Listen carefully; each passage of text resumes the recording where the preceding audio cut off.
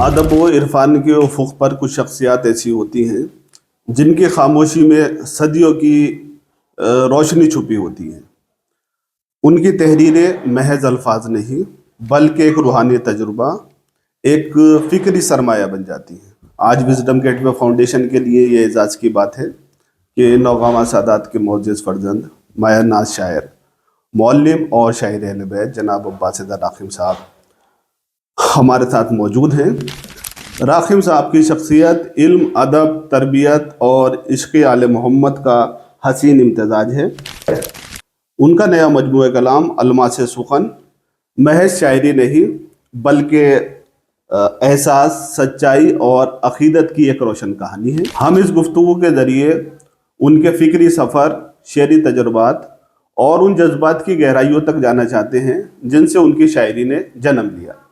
آئیے آغاز کرتے ہیں اس نشست کا، جو یقیناً آنے والی نسلوں کے لیے ایک قیمتی سرمایہ بنے گی. ہمارے ساتھ اس نشست میں موجود ہیں عباس راکھیم صاحب اور ساتھ میں معاون ہمارے کاشف رضا صاحب. آئیے آغاز کرتے ہیں اس گفتگو کا. تو سب سے پہلے راکھیم صاحب ہم آپ کا خیر مقدم کرتے ہیں. سب سے پہلے آغاز کرتے ہیں اس شعری مجموعے کے حوالے سے کہ آپ نے اس کا جو ٹائٹل ہے وہ الماس سخن، اس حوالے سے آپ کچھ بتائیے گا. میں نے بہت سوچا کہ اس کا نام کیا رکھا جائے. جی. بہت سوچنے کے بعد میں نے سوچا کہ الماس سخن رکھا جائے، کیونکہ یہ نام جو ہے نیا ہے اور ابھی تک کسی کتاب میں نے مطالعہ کیا ہے جتنی بھی کتابوں کا یا شعری مجموعوں کا، اس میں یہ نام نہیں آیا. یہ نام الماس سخن رکھا گیا اس وجہ سے اس میں نیا پن ہے، ایک ناولٹی ہے. بہتر. یہی سوچ کر میں نے یہ نام رکھا ہے.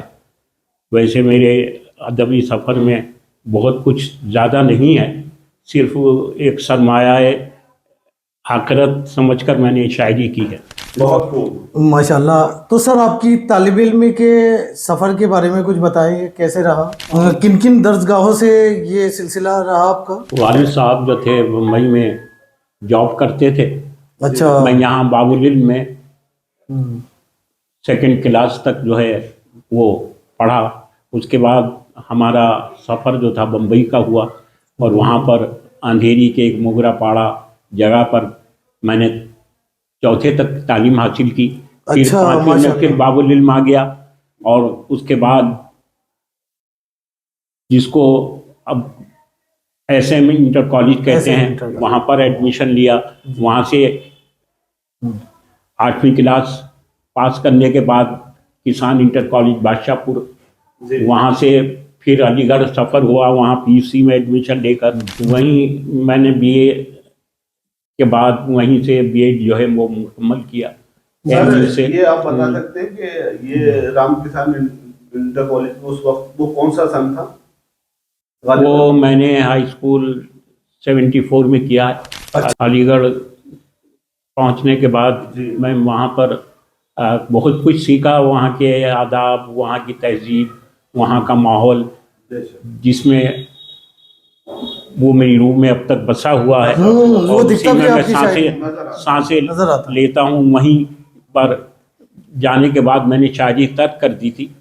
شاعری جو ہے دوبارہ وہاں سے آنے کے بعد جب میرا جاب ہو گیا ہے تو اس کے بہت دنوں کے بعد دوبارہ شروع کی. تو بہت پہلے میں نے شاعری کا آغاز کیا 8 کلاس تک سے شروع کیا اور پہلے میں غزل کی طرف بہت زیادہ رغبت تھی میری اور ساحر لدھیانوی سے بہت زیادہ میں مطلب یہ ان کا فین تھا اور ان کی شاعری کو بہت پسند کرتا تھا. ساحر صاحب کا آپ نے تذکرہ کرا، غالباً ساحر صاحب کا مشہور زمانہ کلام ہے کبھی کبھی میرے دل میں خیال ہے غالباً. جی وہ پرچھائیاں میں ان کی موجود ہے. جی جی جی. اور وہ بہت مقبول زمانہ ہوا. اچھا سر، کوئی ابتدائی شاعری سے آپ کی کوئی ابتدائی شاعری جو میری جیسے میں نے پہلے بتایا تغزل میں تھی اور منقبت کی طرف میرا اتنا رجحان نہیں تھا. اب بھی مایوس نظر جانب در اٹھتی ہے، اب بھی ہے دل کو تیرے لوٹ کے آنے کا یقین. واہ واہ، بہت. اب بھی ہے دل کو تیرے لوٹ کے آنے کا یقین. واہ واہ، بہت اچھا. اچھا سر یہ بتائیے، ابھی جو کرنٹ میں آپ شاعری کر رہے ہیں मदह अहले बैत के मुनासिबत से, तो उस तक रुझान कैसे मुंतकिल हुआ? और सब यही कहते हैं कि शायरी की इब्तिदा तग़ज़्ज़ुल या गज़ल से होती है, तो मेरे साथ भी ऐसे ही हुआ। लेकिन जब मैं जॉब में आ गया और रियाज हाशिम साहब जी जी अल्लाह मुक़ाम हो, उनको अल्लाह उनके दर्जात बुलंद फरमाए, उन्होंने कहा कि सब कुछ होने के बावजूद भी तुम अहले बैत के दर से दूर हो, तो मैंने अपनी शायरी का रुख जो था वो बदल दिया। अच्छा। जबकि मैं गाहे गाहे गज़लें कहता रहा, लेकिन मेरा पूरा फोकस जो हो गया वो मनक़बत और नौहा लिखने की तरफ हो गया। और उसके बाद मैंने फिर गज़लें कहनी ना के बराबर ही हो गई लगभग, और मनक़बत में मरसिया भी मैंने कहा, रुबाइयात भी मैंने कही, क़तात भी मैंने कहे, क़तात और रुबाइयात के अलावा मरसिए भी मैंने कहे। अच्छा सर, नोहे के हवाले से आपने अंग्रेजी में भी नोहे लिखे? अंग्रेजी में भी नोहे लिखे। एक नौशाद साहब हैं इलाहाबाद के, उन्होंने आकर यहाँ पर 25 मुहर्रम को जो शब बेदारी होती है उसमें आकर वो नोहा पढ़ा भी था। अरे वाह। 80 जी नोहे जो थे वो स्टैंजा की फॉर्म में मैंने लिखे थे। अच्छा। Assist your son at once, my Lord Ali, अरे on horse stand Imam Hussain sat alone, who will solace him in the utter gloominess, because all their once have been slain. अच्छा sir, आप तखल्लुस के हवाले से बताइए कि तो राग़िब ये तखल्लुस भी आम नहीं है, और ये आपका जो इनफरादियत है तखल्लुस के अंदर, तो इसके हवाले से आप बताइए। ये तखल्लुस जो था मौलाना जाफ़र रिज़ा साहब जो थे, उनके वालिद सहर साहब हुआ करते जी थे। जी जी हाँ, सुना। मुझे याद भी नहीं रहा कि मैंने अपना पहला तखल्लुस कैसे रखा था। वो बोले कि आप राक़ी में रख लीजिए, क्योंकि ये नयापन है इस तखल्लुस में, और इस तखल्लुस के शोरा जो हैं वो नहीं मिलते हैं। तो वो मैंने देखा भी, तो एक ही दो शायर हैं जो मतलब ये जिनका ये तखल्लुस है, आम तौर पे नहीं मिलते हैं, जैसे गौहर अख्तर। ये इस तखल्लुस के शोरा जो होते हैं कसरत से मिल जाते हैं। अच्छा सर, अलमासे सुखन में कोई कलाम ऐसा जो आपके दिल के ज़्यादा करीब हो? जी, ज़्यादातर कलाम ऐसे ही हैं कि जो बहुत दिल के करीब हैं, लेकिन ये डायबिटिक होने की वजह से मुझे याद नहीं रहते हैं। जी जी जी। एक शेर को रियाज साहब ने भी कोट किया है इसमें, मेरे उस्ताद मोहतरम ने, कि जिसकी मनक़बत इस तरह शुरू होती है कि कह दो तबीब से न दे कोई दवा मुझे, काफ़ी है एक सुर्रा खाकी शिफा मुझे। सुहान, बहुत अच्छा, माशाल्लाह, बहुत खूबसूरत कलाम है सर। जैसे कि आपने एक तवील मुद्दत टीचिंग के हवाले से भी दी, 32 साल का आपका सफ़र रहा, और इसमें गालिबन 22 साल तो प्रिंसिपल रहे, तो उस हैसियत से भी आप यंग जनरेशन को कोई पैगाम देना चाहें? और इसके अलावा शायरी में भी आपकी कोशिश मायनाज है, तो जो नए शोरा हैं इस फील्ड में आना चाह रहे हैं उनके लिए कोई पैगाम आपके पास? क्या पैगाम? जी, आपने बहुत ही अहम सवाल मुझसे दरियाफ्त किया, क्योंकि मैं हमेशा से कुरान और इस्लाम का जो पैगाम रहा है तालीम के हवाले से, उसका ख़ाइल रहा हूँ। और मैं ये चाहता हूँ कि नौजवान जो हैं हमारे, जैसे हमारे आयतुल्लाह शाइस्तानी साहब का भी हुक्म है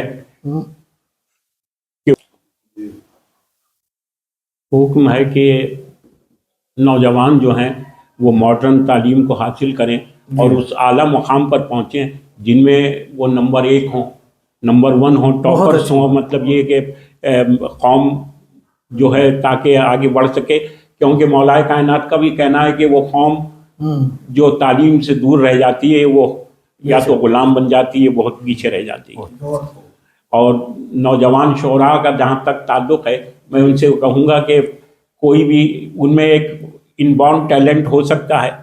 शायरी करने के लिए उस ज़बान से वाक़फियत होना बहुत ज़रूरी है। जिस ज़बान में शायरी की जा रही है, तो मैं ये चाहूँगा कि वो नौजवान शोरा जो है उर्दू पर बहुत ज़्यादा ज़ोर दें, उसको पढ़ें, सीखें और किसी उस्ताद के पास जाएं ताकि वो अरूज से भी उनको वाक़फियत हो सके, और उसमें जो हैं जो शायराना गलतियाँ होती हैं उनसे ना हो। بہت خوب، بہت اچھا پیغام. راکھم صاحب سے یہ نشست نہ صرف ایک شاعر سے ملاقات تھی بلکہ ایک ایسے دل سے مکالمہ بھی تھی جو عشق اہل بیت سے منور ہے. ان کی گفتگو میں علم کی تازگی، احساس کی نزاکت اور ایمان کی حرارت ایک ساتھ جلوہ گر تھی. ہم نے ان کے سفر زندگی میں ایک ایسے استاد، شاعر اور خادم فکر و عقیدت کو دیکھا جو نئی نسل کے لیے روشنی کا چراغ بنے ہوئے ہیں.